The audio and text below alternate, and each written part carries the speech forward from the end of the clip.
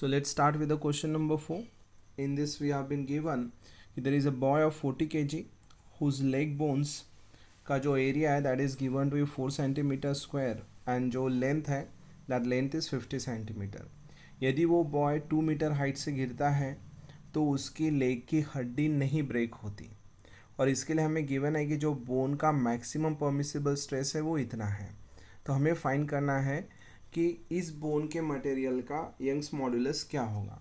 थोड़ा यहाँ पे आपको एक चीज़ पता होना चाहिए कि यदि मैं किसी भी ऑब्जेक्ट को मान लो ग्राउंड से किसी एक हाइट पे लेके जा रहा हूँ तो इस वक्त इस ऑब्जेक्ट के पोटेंशियल एनर्जी में गेन होता है. Means object will gain the potential energy.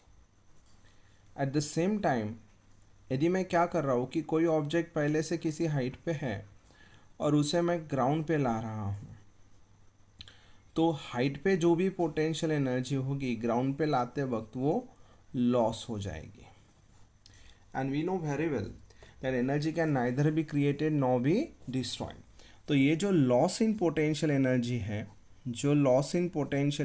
है ये हो जाएगा gain in elastic potential energy by legs.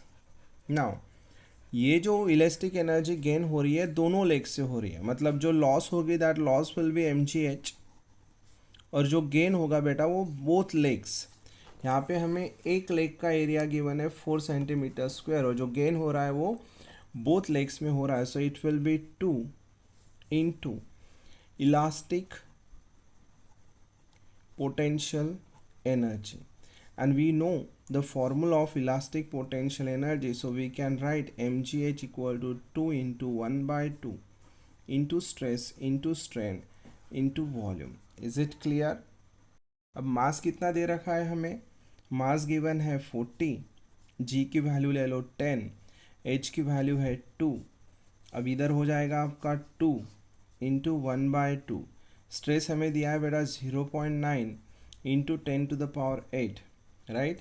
Strain हमें पता नहीं है. वॉल्यूम क्या हो जाएगा बेटा एरिया इंटू लेंथ और हमें गिवन है कि जो लेग का ईच लेग का एरिया है दैट इज़ 4 और जो लेंथ है वो है 50 सेंटीमीटर.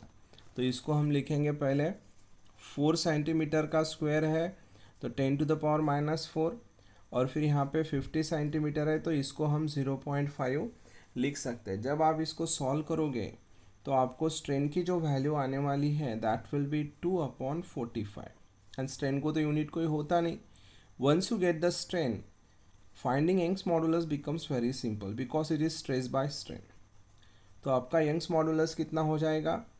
स्ट्रेस हमें गिवन है 0.9 into 10 to the power 8 and this is 2/45 will go to the numerator and at last when you will calculate you will get modulus equal to 2.025 into 10 to the power 9 Newton per meter square. Okay, thank you.